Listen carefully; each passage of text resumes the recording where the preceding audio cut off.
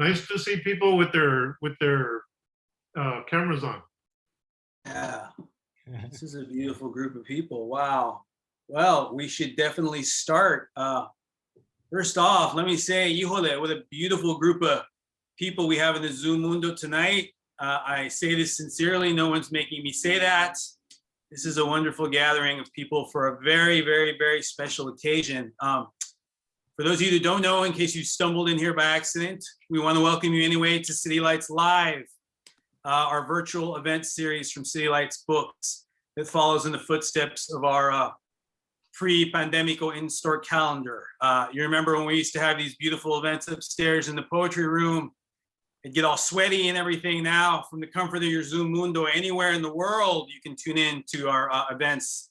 So it's a mixed blessing, but it's really great to see so many people here from all over. Just like the in-store events, the City Lights Live continue to celebrate the works of authors we know and love with readings, discussions, and forums. So, and as many of you know, City Lights is not just a bookstore, it's a publishing house.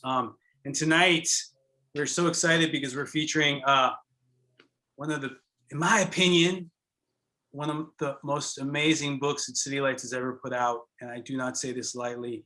This is a celebration tonight of ELADATL, a history of the East Los Angeles Dirigible Air Transport Line by Sesshu Foster, that's Sesshu with 3 S's, and the one and only Arturo Ernesto Romo.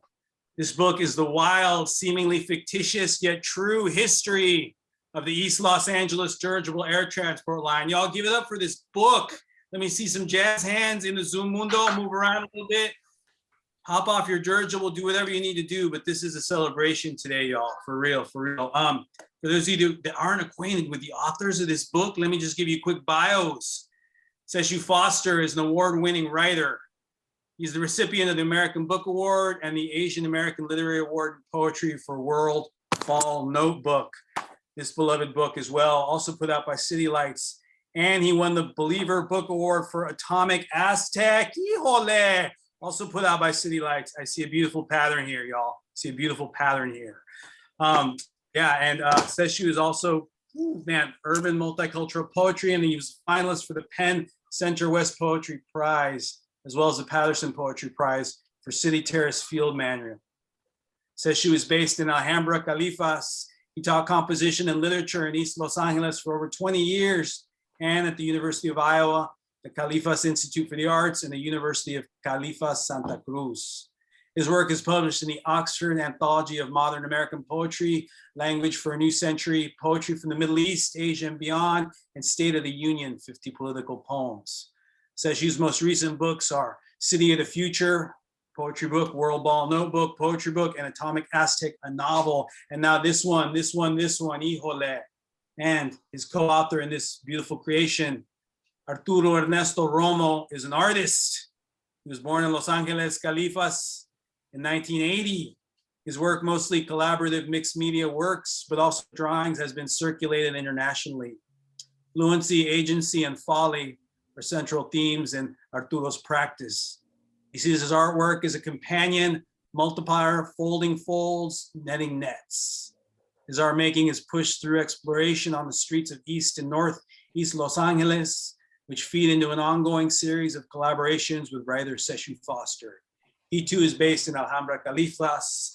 And y'all, joining Sesshu and Arturo tonight in conversation is the one and only Carribean Fragoza, whose book release we're celebrating tomorrow.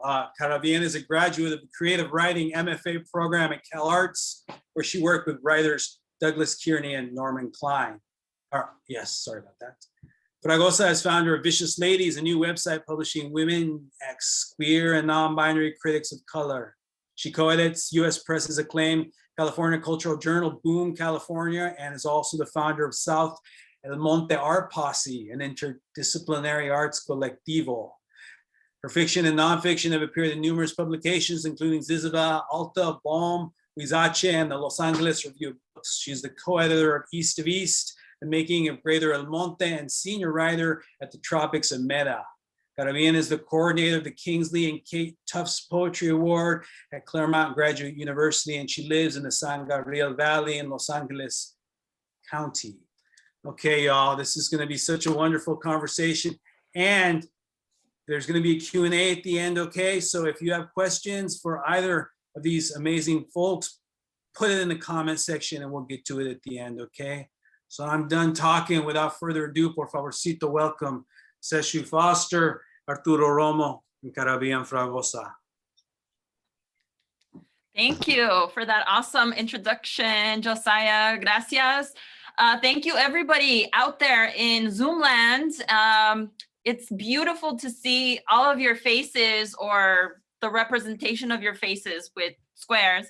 It feels, and it's going to sound really weird, but it feels like coming home, even though we're in this weird space.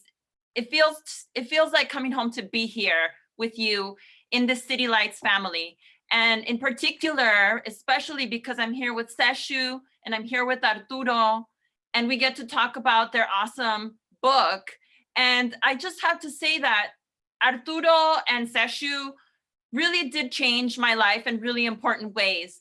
And I mean it, I really mean it. When I first read City Terrace, I felt like something important had come across my life. And I was given permission to write about place in a way that I had never had before. And of course, we always have permission to do whatever we want and write whatever we want. But when we see the way Sesshu wrote City Terrace, it really opened up something, a really important space for me to write about place, particularly El Monte, where I'm from. So Sesshu, it's just an honor to be here with you and to talk about your book. And then Arturo, I mean, another one, I know them separately, and to have them together is just kind of like a dream. Arturo, I was transformed by my experience of Holy Jolina at Trópico de Nopal. Years ago, I was invited by someone to come check it out. I forgot who that friend, whatever happened to that person, but the show is still in my mind, and it just kind of blew something up in my brain. And I've just been a fan of your work, all of it, including your activism for many years, ever since then. So again, to have you both together in this book is just phenomenal to me. And I also saw Sesshu at Trópico de Nopal once. I think you read Atomik Aztex. Yes. And that was awesome too. I think one of the important things that I've learned from both of you guys is, and it's also part of this book, and we'll get into that in a second, is how, is the ways in which we belong to place instead of place belonging to us. And I think I first heard that from you, Arturo, in one of our conversations, where you talked about what are the ways that we actively belong to a place instead of owning it. How do we belong to it? And then also by extension, how do we belong to each other? And I feel like a lot of the work that Sesshu does in his writing and in this book addresses that. And especially in this moment of gentrification and displacement for various reasons, in addition to gentrification, we ask these questions again and again. How do we belong to a place when we're no longer able to belong there for whatever different reasons that we have for being displaced? And so this book in particular, East L.A. Dirigible Air Transport Lines, is about East L.A. It's about LA's east side, not just East L.A. proper, but the east side of L.A. And a lot of these questions about belonging and about narratives and who those narratives belong to and what happens to these narratives through time, how are they erased or destroyed or excavated once again and recovered, come to mind. And so the question of narrative is something that, what is a narrative? Especially when a narrative like the ones that you guys have here is kind of like, not just an octopus, but just some like other creature, not just a kraken, but like some other monster with so many legs and so many arms that it's hard to keep track of. And what is this narrative anyway that we're telling about place? So I'm just gonna throw some questions at you or some gibberish, and then you guys can jump in, and then we'll make time for you guys to read at some point. But all of this is to say I don't know, what was your experience, I guess, in telling this enormous narrative comprised of so many other narratives, almost countless narratives? Like, what was your experience putting them all together, the real ones and the invented ones? Well, Arturo and I were collaborating for years on a website, the ELAGuide.org, which is still up on the internet and presumed to present maps of historical and cultural sites of East Los Angeles, most of which were not, I don't know, recognized by the city at large in any kind of official way, but were important to people on the East Side, like the CSO office. And the CSO was the organization that Dolores Huerta and Cesar Chavez got their organizing training at. And also, and then later, in a later reincarnation, served as the Vex, the punk venue that Los Iligos and the Brat and other bands played at. And so there's this rich multi-layered history of East LA that that the book implies, it's trying to imply by excavating some of the subconscious and some of the dreams and some of the fantasies and stories of people, rather than just the addresses and the street names,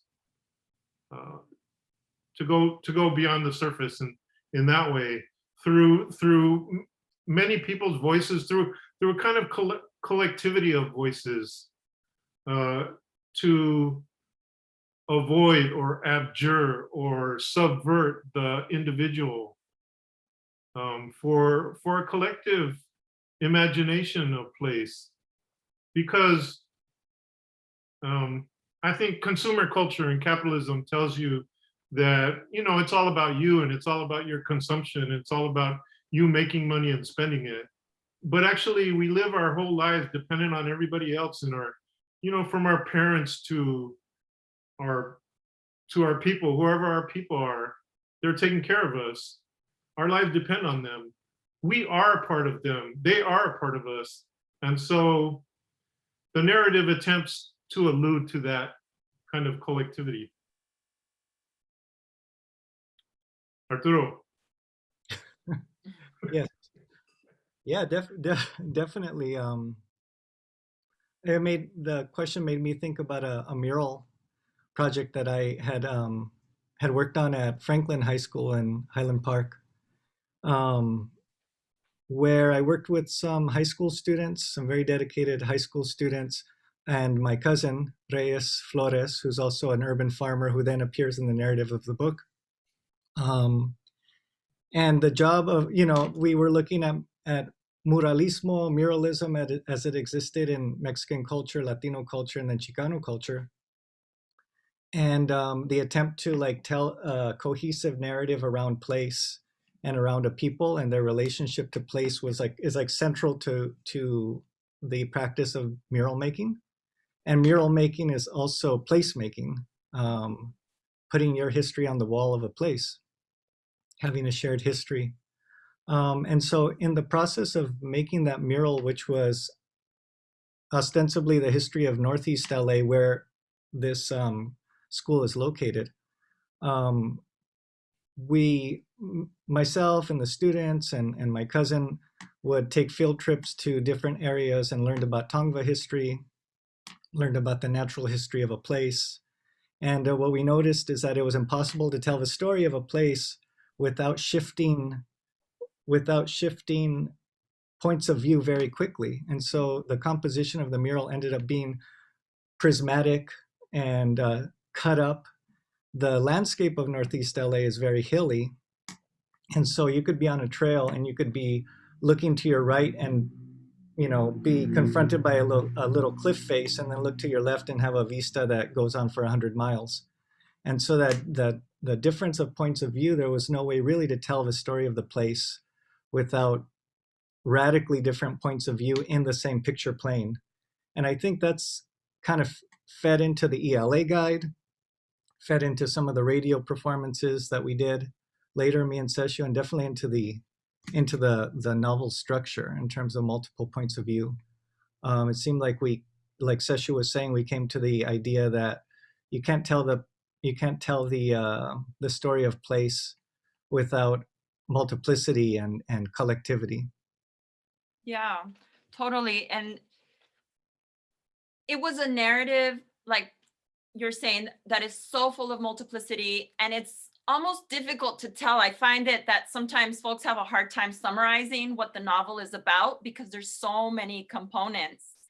And I think from my view, it really defies like this impulse to tell like a single, very unified narrative that is easily consumed, which is usually, I'm thinking a lot about gentrification and how a community is sort of packaged around a narrative and then sold to investors, to new people who want to buy homes. And there's this whole like illusion, there's this whole like made up story about this place.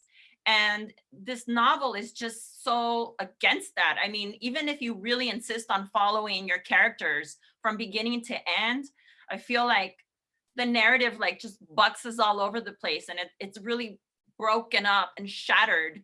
And again, it really like defies that impulse to tell a single unified narrative. And I think that's so badass. And I think it also drives some people kind of crazy, especially when not only it's broken up in these ways, but there's so much detail.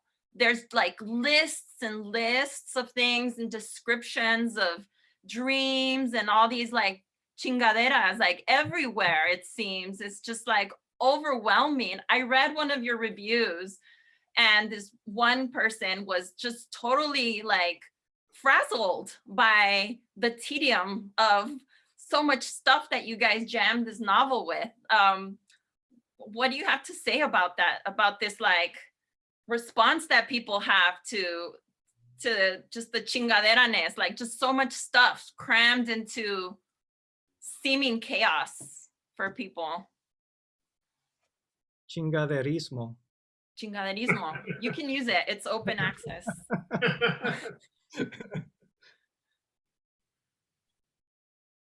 Yeah, I don't know.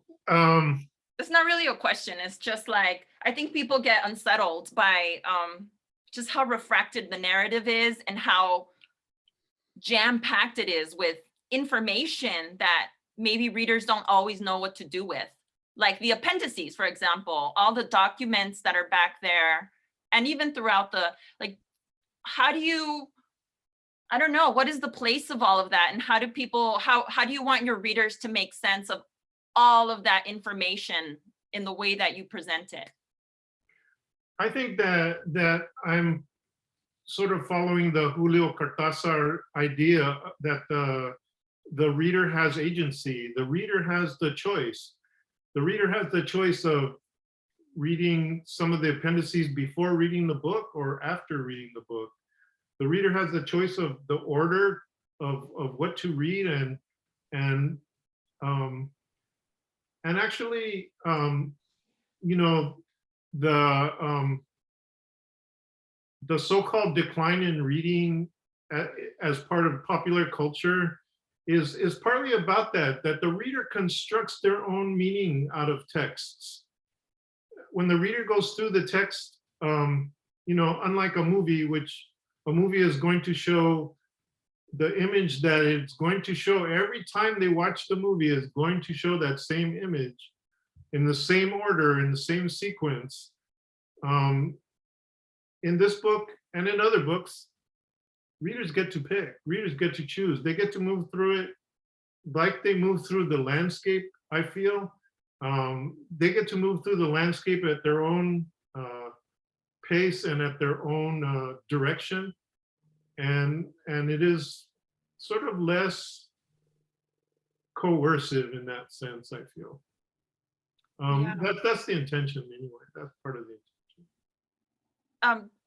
Yeah, so my experience when I first picked up the book, I started at the beginning, and then like 2 minutes into it, I was like, this isn't gonna work. So I just opened another random page right in the middle, and it was all about Noah Purifoy's Desert Art Museum out in Joshua Tree. And I happened to be in Joshua Tree when I was reading it. So it just totally, and I had never been there to the Noah Purifoy space. And so I went Well, there then you had after. to go. What was that? Then you had to go. And then I went. And so I read what you wrote, and then it totally like informed my experience while I was visiting. So it's just, I don't know, just kind of interesting the way after reading a book like this and you go out and you look at these actual locations, you look at it with like a whole new sense of possibility, right? Like you look at the sculpture, and all of a sudden you're not thinking of it as a sculpture anymore. You're thinking of it as like, maybe you can fly on this piece of junk right here. Why not? So I don't know. I think that's one of the things that your book does, Arturo and Sesshu. Like it just kind of opens up a sense of possibility that is like enormous. And I find it really just like it's a big relief, especially like in the world that we're living right now, where we're like confined to this reality, whatever this is. And then we read this book and it just kind of like blows up what is possible, especially there's all these fantastical elements to it. And I guess one of the things that I wanted to ask you guys about is how did you, it felt to me like you really constructed this alternate reality where all these things that are normally not possible and things that normally may not be able to fly or happen do. So I was just wondering, how did you go about constructing like the fantastic elements, like the fantasy aspect to this? Did you spend hours and hours just like geeking out, like figuring out the details of stuff, or how did you construct this world? It's Arturo's fault. I had a feeling it was, but actually Dolores told me it was both of your guys' fault. She said it. Oh, no. Yeah.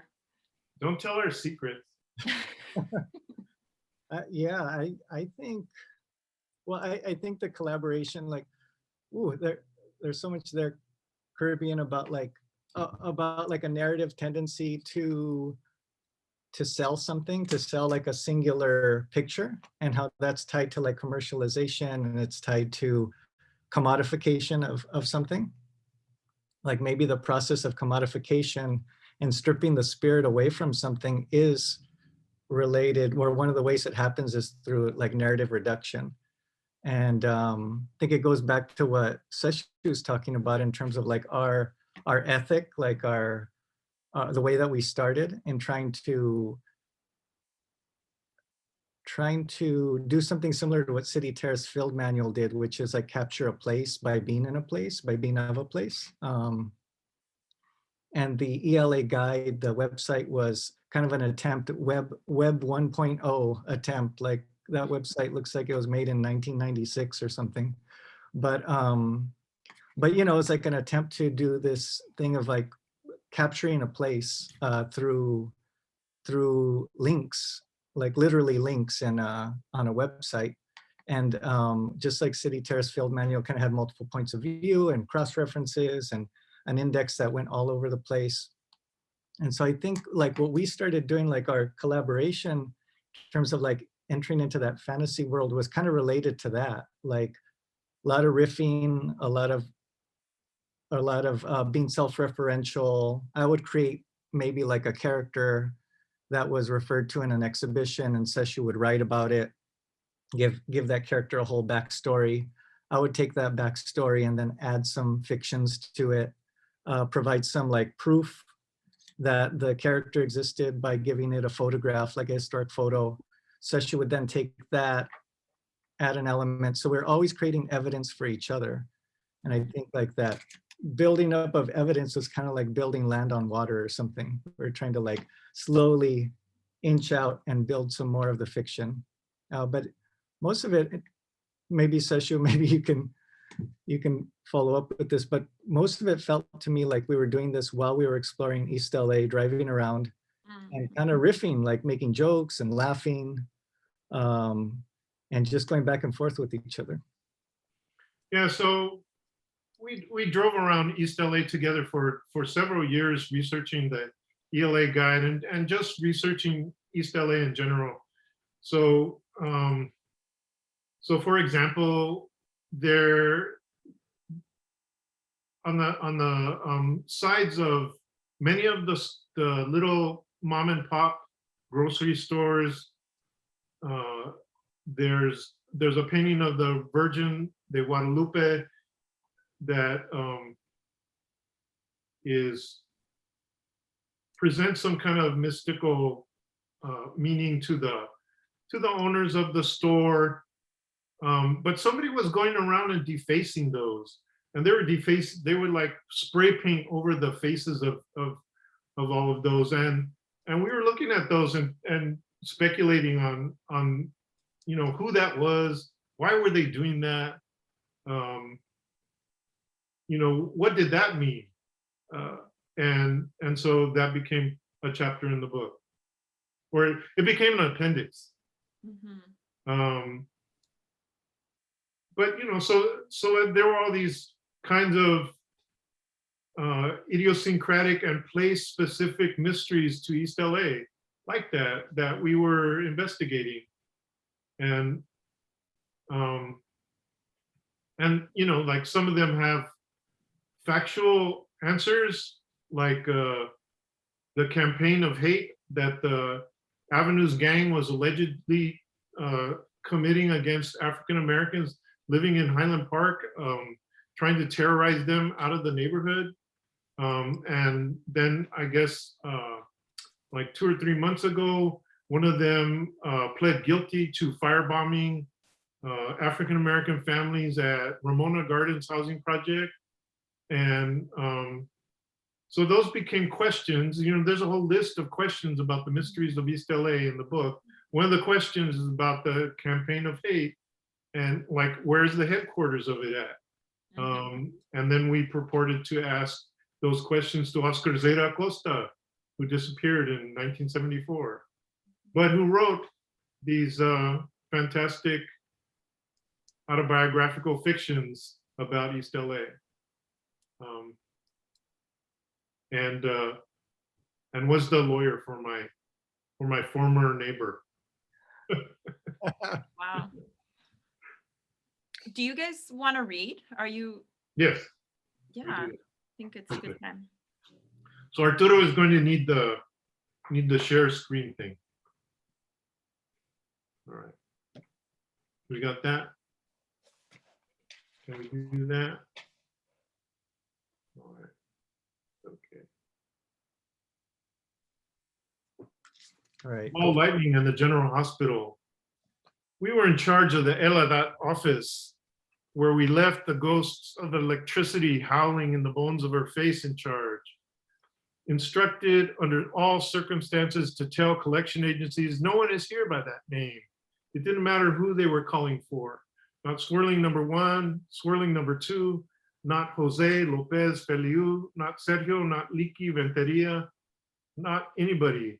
Certainly not me, Agustina Sandate, AKA Tina Lerma. Collection agents tried different tactics to try and get a line on who might be in, but we were the only ones around. Then they tried to find out who we were, pulling names off the list they got from who knows where, but they asked for Melissa instead of Mel, or Agustina Andate instead of Tina.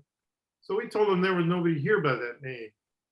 My name is Tina, and me and Mel are all that's left in the head office of an organization that once employed 3,600.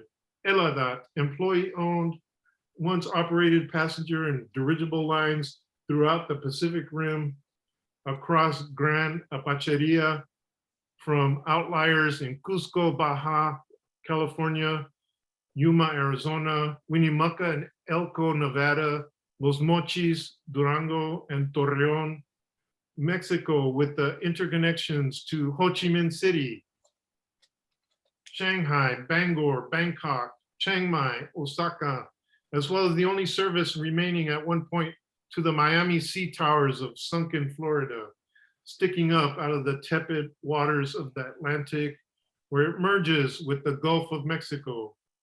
Posters collecting dust around the office advertise our original interurban runs from Pacoima to Elysian Park, from the hills of El Sereno to the hills of Tijuana. But that was all over, apparently, by the time Mel and I got a clue and decided we better find out what was going on. Finally, somebody called who didn't bother asking for anyone specific. They just did some kind of breathing exercise, followed by screaming threats of a violent sexual nature. Kind of creepy, I admit. That's the kind of world we live in, isn't it? We weren't really scared per se, that ain't Mel's style. But it's the kind of thing that will linger in the back of your mind and encourage certain thoughts once in a while. So Mal or I would checked out the street out front through the blinds every time we closed up the office. We left Snoopy's picture, our spiritual mascot. See illustration number 5 below. The black and white Chihuahua that Hosein Swirling had photographed on the 4th Street Bridge early in the 21st century. Watching protectively over the empty offices, his Colima dog spirit barking from the corner of the chief executive's desk, so to speak, even though Enrique Pico hadn't been to this branch in years. To think that our director, Enrique Pico's grand vision of lighter-than-air titanium airship lines could have united the world and rejuvenated the ruins of self-immolated capitalism on a socialistic footing. It almost worked. What the hell happened? Mel or I cracked the back door as we held our breath against a ferocious blast of superheated air, peered out, and then scooted to the car that had baked all day against the wall of the building, almost leaving its shadow embedded in the stucco, like after an atomic blast. We cranked the starter and went roaring across the empty parking lot at 30 to 40 miles per hour like the dust devil. The hot wind blasting down off the eroded hillside covered a thicket of dried thistles. In the same yellow dust, we tried to shift off the windshield, flicking on the windshield wipers with a dry scraping and clicking. 1967 Chevy Caprice station wagon, the black paint oxidized into a bald bronze patches as the car pounded and slammed across the eroded ruts of the parking lot, raising a dust cloud that drifted on the air like a flag of yellowish dirt against a fulvous sky. This all happened after Los Angeles had been destroyed by death rays from hairballs from outer space. That's not the scientific or official name. We'd seen it on TV in black and white reruns. That was the official explanation given by some fascist experts from Silicon Valley, the previously unknown group Radion, sponsored by several federal agencies. They played clips and videos over and over, showing City Hall blasted to pieces by death rays, freeway overpasses collapsing, cars and semi-trucks burning on Highway 15, etc. White guys with automatic rifles were driving around in Chevy Camaro convertibles, protecting white people from Mexican cartels and tamal vendors, firing at anything suspicious, changing high-capacity magazines and banana clips without even glancing down, or ever taking off those Ray-Ban sunglasses. They assured us we were under attack from space devils, so-called, who could easily disguise themselves behind Muslim veils or ancient customs of non-Western peoples, who were out to destroy God's green earth. So it was up to them to protect and to serve, to keep order. And they further assured us that the destruction raining down from the skies had absolutely nothing to do with secret government projects or corporations with their heads up their asses. The plan was to fix everything with trillions of dollars of spending, it was said, on rockets, more giant rockets than you could ever imagine that they would fix in orbit over the Earth, vast, humongous, flexible arrays of solar refractors gracefully orbiting the planet like immense nanotechnological yo-yos, and some nukes to rain down on enemies and terrorists and stuff. all of it coordinated from secret underground bunkers in the Utah desert, and of course the internet. Experts and spokespersonifiers assured us that we were witnessing with our very eyes was not climate change induced. The wildfires burning up what was left of the trees, firestorms scorching the west and the south and southeast and Florida, so fucked up it was just a vague memory of grasses and clumps of foliage still above water, with geysers of flame from wells polluted by toxic fracking fluids, vomiting fireballs hundreds of feet into the air, from the desert to the sea, while noxious fumes billowed inland from dense carpets of algal scum off several dying oceans. This was all due to the hairballs from outer space, said the voice of our dreams, repeating what they were told, which were blasting the USA and Europeans with death rays. I didn't ever actually see these death rays myself, and Mel didn't either, she said.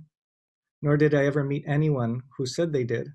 But of course, by this time, we all had urgent business to take care of in order to survive. I still remember the good old days with nostalgia, you know, when the orange trash gyre spun in the sky and sucked up the entire town of Joshua Tree and the Noah Purifoy National Monument and spit it out, hurled it in a million pieces of debris upon the Southland in a swath of terror from Tujunga to Temecula. Plus, once established, the orange gyre split into two and stabilized. Twin gyres spinning over the city in an atmosphere that varied from fulvous orange to bilious gray to dense black, as each gyre disgorged utility trucks, microwave towers disguised as fake trees, water heaters, oil pipelines, I-beams, 200-ton granite boulders, and miscellaneous garbage, dead dogs, and partial corpses in a rain of filth and whatnot, flinging them down upon the landscape, if you could still call it that, of Southern California. I remembered the days of the old trash gyres with nostalgia, because it was nicer than the current era of the death rays. Compared to now, that was the easy life.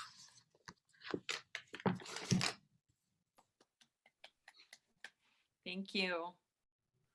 Man, that's scary.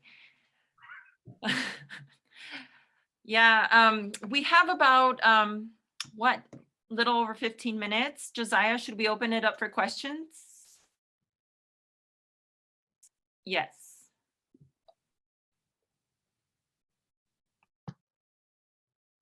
Where's our questions?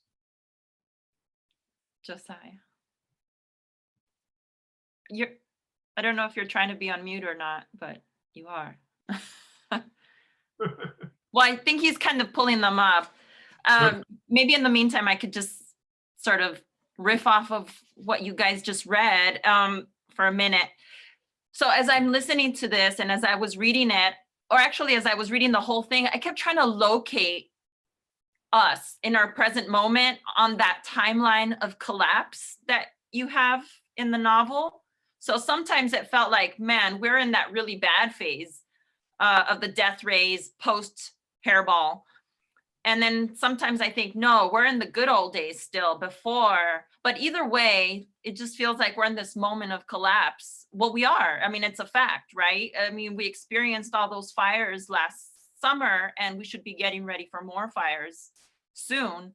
So this is just reality, like environmental collapse and the infrastructural collapse with the kind of homelessness that we're experiencing in LA and many other cities, a lot of parts of the United States. Collapse is part of our reality now. And so on the one hand, we know that we're reading fiction and that it's sometime in that distant future, but it's also right now. It's just like the state of emergency that we're in right now. Anyway, that's my 2 cents right there. I don't know if Josiah had some questions for us to jump into. I did. I'm sorry about that. We had technical difficulties, which is really just a generational thing. But yeah. So we do have some questions. Can I sneak one in real quick? I'm gonna go ahead and do it anyway. Okay. Sesshu and Arturo, what's the influence of Asco in your guys' collaboration? Because I kept seeing Asco and a lot of it in there, but I'd really love to hear y'all talk a little bit about that. Yeah, Asco was a huge influence on me as an artist, on the book. For those who don't know, Asco was a experimental art group, performance art group out of the 60s, well, 70s, and 80s, based in LA, a Chicano art group that did street performances and was riffing off of ideas of movie making and representation, but also exploring elements of being outside of society in various ways, oppression, and claiming space. And I think, yeah, Asco was a huge influence, just in terms of their approach to reality. At least for me, I think that they come out of a mural making tradition too. Two of their members are really really great muralists, and I think that they were, at least in my view, the influence that they had on me was that they were taking that ethic of muralism and taking it off the wall and putting it into space, into the performance space.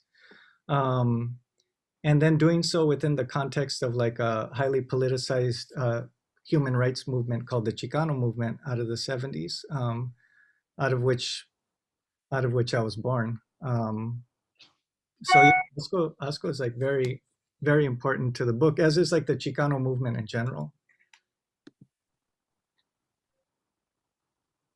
I guess what I might add to that is that one of the key members of Asco is Willie Herron, who's from City Terrace, where I grew up. And Willie established, when he was in high school, a mural practice and an art studio on City Terrace Avenue, or on City Terrace Drive. So I would walk by his studio and I would see his murals in the community. And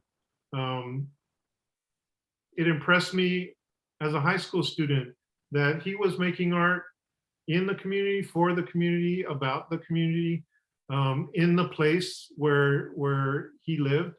And as he put it, getting chased by cholos because he was wearing French ruffles and painting instead of engaging in gang violence. And his brother, who was like more of a gangster, was stabbed some 60 times in a alley behind Plaza Market in City Terrace. And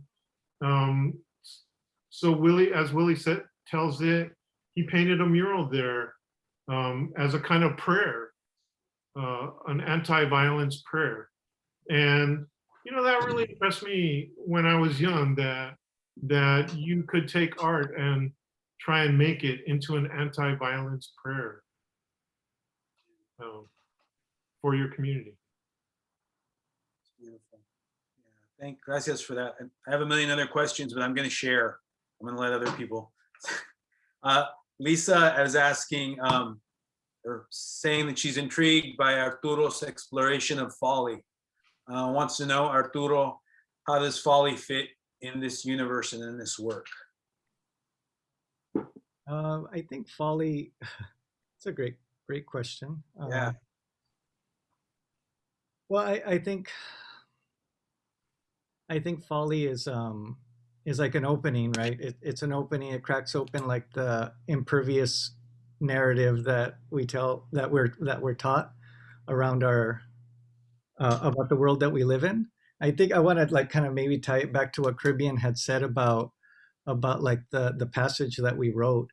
Not only are we experiencing collapse right now, but we live on a land that experienced cultural collapse and genocide, and the survival of that genocide. And I think rereading the book, like after it was done and packaged and it existed in a book form, taking a look at it again, I realized how much of the book does refer to the place where we're at and the history of that collapse, and that we're inheritors of that collapse, that collapse lives within us, that we're displaced people, and that we're part of this project as people who are colonized and subject to violence and genocidal violence. We're also part of a project of survival and recovery. And so that kind of is through the book. Like the futuristic apocalypses are also like just echoes of like these previous apocalypses that have already happened. And so I think that's why it's so resonant. It's not only that we're experiencing collapse right now, but collapse has happened, and we're living on a land that was taken and is continually taken. And that's our existence as we know it. In terms of folly, I think that folly is useful because like a colonizing and capitalist narrative doesn't leave any room for space or folly or imperfection or humor. And I think that's where tricksters are really valuable for our practice of decolonization and just survival. And so that's where folly comes in. It kind of cracks the surface of that gentrified, deracinated narrative, I guess. Okay, Pachuca, who you may know, Elaine Katzenberger, would like to know, is Leaky Renteria an actual person? Sesshu knows him. We're trying not to give him too much publicity because he's more popular than us. So we don't want to talk about him because everybody likes him better than us. And why? That's what I want to know. Why? Why, Arturo? I have a second part to that question. Is Swirling Alhambra a real person? What's up with that guy?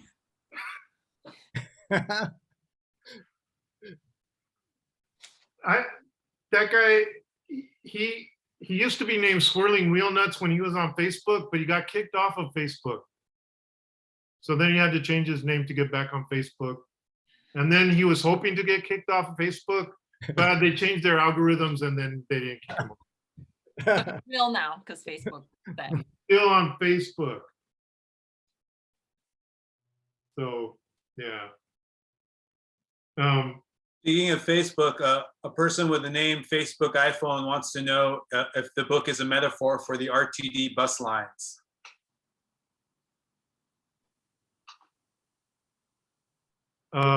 Probably in the sense that, as I remember it, the RTD, if you want to go across Los Angeles, it takes you hours. It takes you hours to get across town. And, you know, the difference being that dirigibles explode in a highly cinematic way, and the RTD just pulls over to the side and breaks down. Yeah. We have a Pocho culinary question from Zach. Will Sesshu publish the narrator's barbecue chicken recipe in recipe form, or will we have to roll with the long form description?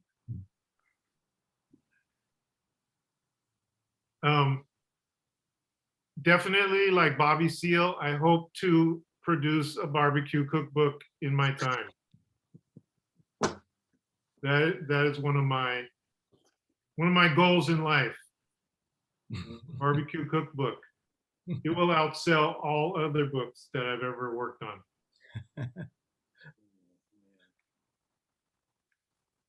Let's see here. What about honestly, Sesshu and Arturo, as much as I love this book, my favorite parts were the appendices.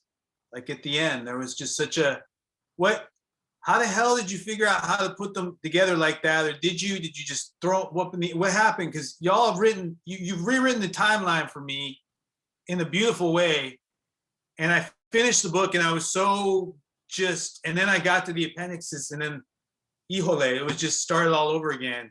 And and thank you for bringing Oscar back to us. It was so special seeing him for real. Could you talk a little bit about that part of the book? Because for me, it was such an intriguing beautiful part.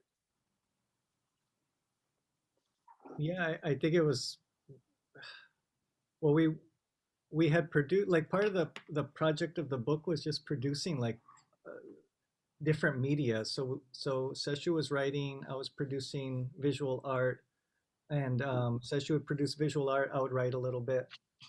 And we also had a performance called the Recent Rupture Radio Hour. We had a website, and so it was just manifesting in all these different ways. Like, I think the book is kind of the product, is like one form that the project took. And so even within the book, there were like things that we didn't know quite how to fit into like a novel form. And what they were doing is kind of providing like proof that the characters really existed. And one of the subtexts of the book, or frames of the book, is also that a lot of this is like recovered history.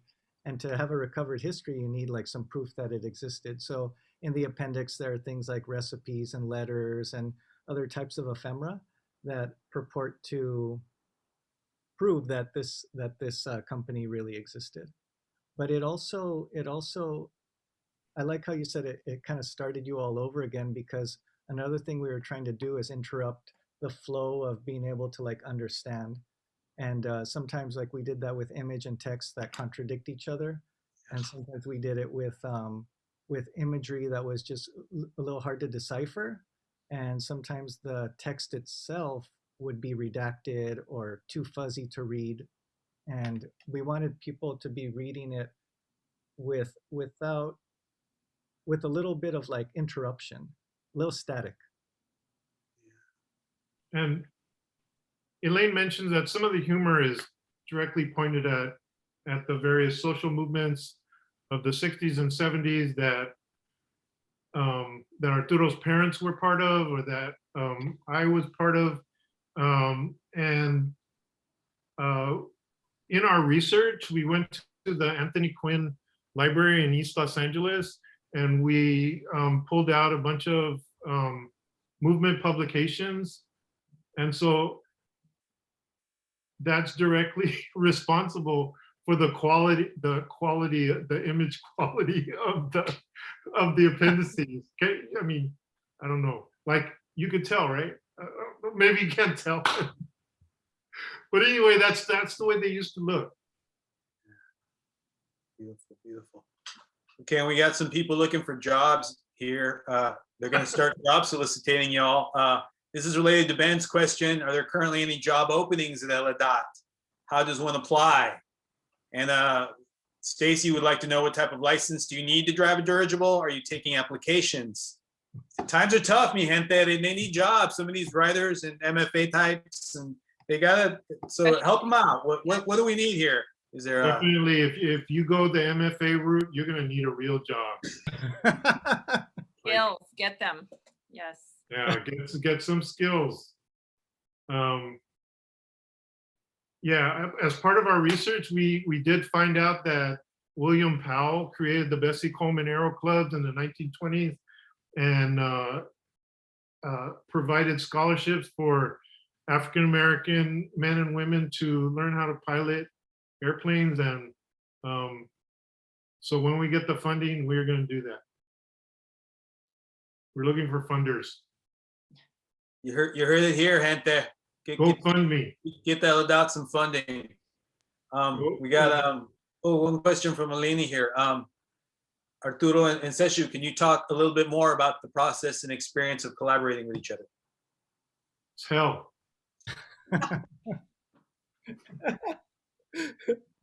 Just kidding. Sort of. I guess, what would you like to know about it? Ooh, Eleni, here's your chance. What would you like to know about it? This is like one of them expose type questions. That's like a gift. You give someone that kind of leeway. So let's see, come up with something juicy.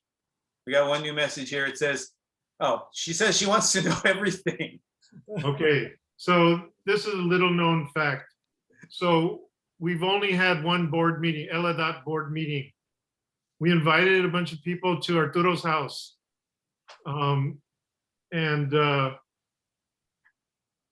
So I went to King Taco and I bought some chicken. And we had these people over, and they are our board. They didn't know it when they came over, but there they are.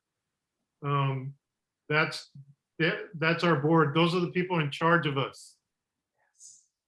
We had them read poetry, and we played them a slideshow that told about our continuously rising levels of ridership throughout the entire city, and now they're responsible for everything that happens. What else? What else? Oh, about the collaboration.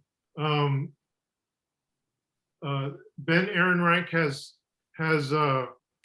contributions, and Raul Ruiz. Other people, the people who are mentioned in the acknowledgements pages, and I forgot some, and I'm too ashamed to say who that I forgot, but there were other people that I couldn't even, that we didn't fit, but there's a long list of collaborators sort of at the end that we thank. Yeah, also, I'm sorry, I love that, the thanking at the end. It reminded me of the old Public Enemy albums when they just say gracias to everybody. You know, you had everybody in there, man, like Barbara Jane Ray, like it was beautiful. but that's what that's really what it's about. I think, like, in terms of talking about collaboration, I think Sesshu talking about the board is really how we wanted to write the book.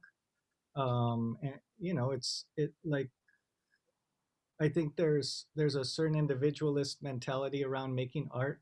We're trained as artists, especially when we're professionalized through MFA programs or higher education, to think of ourselves as like individuals, maybe even like individual geniuses that have like this unique vision, where actually like we're members and products of community and this ongoing process of existing within community.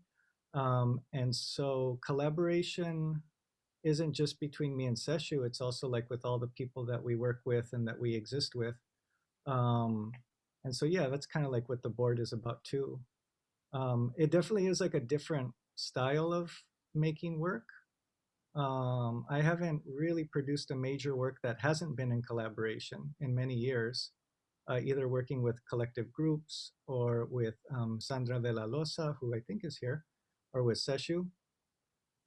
And that's been a conscious choice to see if I could deprogram some of the teachings that I got in terms of like thinking of myself as an individual who produces like this super unique work that then when I get praised for, I'm praised for like my individual vision.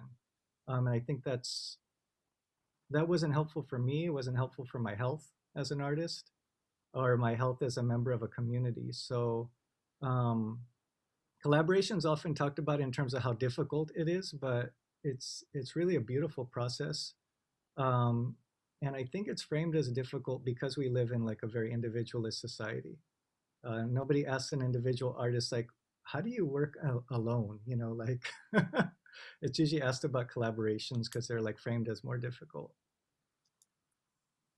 Also because there's so much process involved in that relationship, right? And that takes time.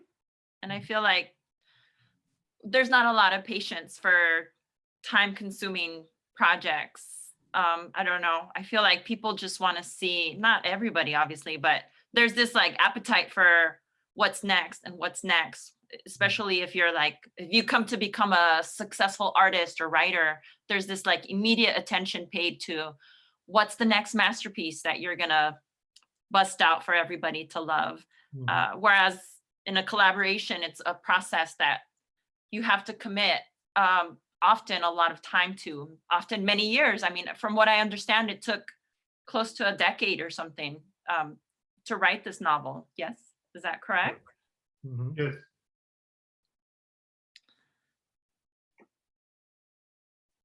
So thanks to everybody who helped us, who worked on it. Thank you to everybody who gave us encouragement along the way, and coffee and food, and came to our board meeting, who looked at our slideshows, who came to the radio presentations, where where in one radio presentation, we tried to interview plants. Plants on the radio. It was, yeah, it was a good idea. Yeah, had limited success. Well, I want to thank everybody also, just Josiah, thank you, and Sesshu and Arturo, and this has been fantastic. I think there's going to be great expectation though, Sesshu, and if you want to jump into this collaborative process as well for that chicken cookbook, I think like, Elaine has some great title ideas. Sizzling with Sesshu, I think will be a big hit. Thank you, Elaine and City Lights. Thanks, Stacy. So thank you to everybody for joining us. And don't forget to buy the book. I think all the links are in the group chat box here. And enjoy your evening. Enjoy the novel. Thank you. Join Caribbean tomorrow on this channel. Yes, definitely. Give it up, y'all, for Arturo Romo, Sesshu Foster, and Carribean Fragoza. Such a beautiful event, such a beautiful talk. Gracias so much for tuning in. And also, like they were saying, if you haven't bought the book yet, por favorcito, the bookstore could use some business still. Yeah, so if you're able to support independent bookstores, because we cannot imagine this landscape without bookstores, can we? So Sesshu's book, Atomik Aztex, and World Ball Notebook as well. They're all City Lights published. And like they mentioned just now, Caribbean's event is tomorrow, y'all. So you might as well just post up in the Zoom room. These books are cousins, mi gente. It's a beautiful thing. So tomorrow is going to be just as special as tonight, and we're really excited at the bookstore here. And if you're in San Pancho or Área Bahia, come by and visit us. Just so you know, I was broadcasting out of Lawrence Ferlinghetti's office just now, sending you some bookstore love. This is our Padres spot here, and this is San Francisco, y'all. This is the roots right here. So please come see us, come visit us. Don't forget us. Support independent bookstores. Gracias again, Sesshu, Arturo, and Caribbean. It was such a beautiful event. All right, y'all. Thank Aquí you. estamos y no los vamos. That's right. Have a good night. Buenas noches, mi gente.